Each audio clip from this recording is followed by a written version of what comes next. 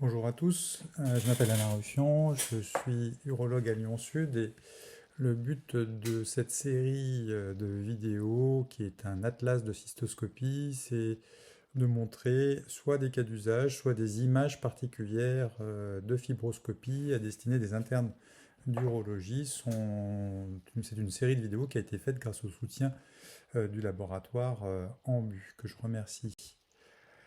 Alors là, cette vidéo-là, c'est un cas un peu particulier puisqu'on va montrer l'intérêt de la fibroscopie à la fois dans le cadre de certains bilans d'incontinence urinaire et également un usage un peu particulier. Alors voilà le cas, c'est un patient de 72 ans qui consulte pour une incontinence urinaire très invalidante. Comme antécédent, on retient un diabète, un traitement par aspégique et puis une prostatectomie radicale il y a 13 ans, traitée relativement récemment suite à une récidive par radiothérapie. Et dans les suites de cette radiothérapie, constatation de nouveaux symptômes avec une dysurie sur une sclérose du col vésical. Et ce patient qui était continent, à la suite de 2 urétrotomies, se retrouve à la fois obligé de s'autosonder et puis devient totalement incontinent. C'est dans ce contexte-là qu'il est adressé. Alors le bilan avant sphincter, il comporte normalement un bilan urodynamique pour pouvoir estimer la capacité de la vessie. Or, euh, au moment de faire de l'urodynamique, on se rend compte que la sonde ne passe pas, ce qui n'est pas exceptionnel quand on a des scléroses du col de la vessie.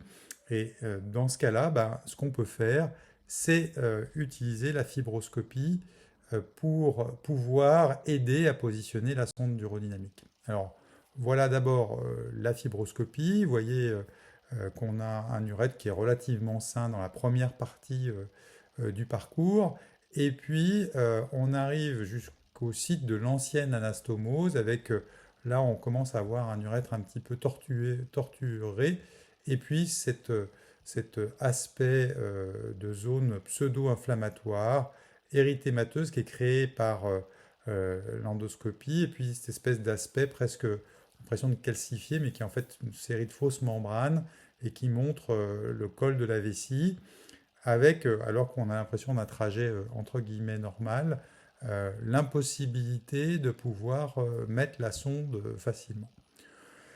Quand on retrouve des anomalies comme ça, là on voit la bulle d'air, on voit une vessie un petit peu érythémateuse, on n'a pas vraiment là sur cette vidéo-là d'images, vous voyez, ces zones-là ne sont pas vraiment des zones typiques de lésions de cystite radique. Par contre, on voit un col vésical franchement remanié. Ce qu'on fait déjà dans un premier temps, c'est qu'on mesure la capacité vésicale en endoscopie. Et là, on mesure avec l'endoscope en place cette capacité à environ 250 millilitres.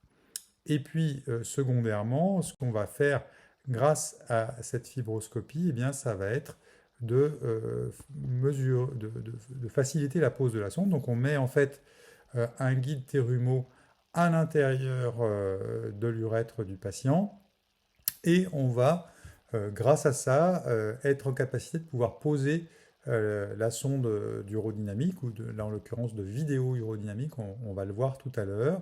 Et donc le patient va remonter, faire son examen dans les suites. Donc ça c'est quelque chose, dans le service on a une certaine expertise sur les patients qui ont à la fois des problèmes d'urètre et d'incontinence urinaire. Donc il n'est pas exceptionnel qu'on soit obligé de recourir à cet artifice. Alors voilà la courbe d'urodynamique du patient. Vous voyez que là, on a un remplissage vésical qui est plus faible que ce qu'on avait vu lorsqu'on avait fait l'endoscopie. On voit une vessie qui est un tout petit peu tendue, entre guillemets. Là, la capacité vésicale, si c'était celle-là, paraît assez faible pour pouvoir valider une indication de traitement.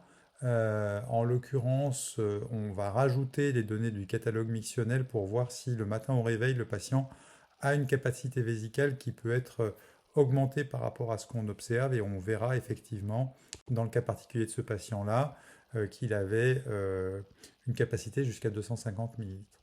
Donc, ce qu'il faut retenir, c'est que là, globalement, on a quand même quelque chose qui est un bilan qui rend prudent vis-à-vis de l'indication d'un sphincter artificiel. Il n'y a pas d'anomalie de l'urètre à proprement parler, donc on peut envisager de faire le geste. On n'a pas de remaniement très important au niveau du col de la vessie, donc là aussi on peut envisager de faire le geste, mais attention, il y a une sténose de l'urètre qui impose que le patient fasse régulièrement des autosondages, donc prudence sur un geste de sphincter artificiel. Ce qu'on voit en cystoscopie, c'est cet aspect de tissu nécrotique péricervical.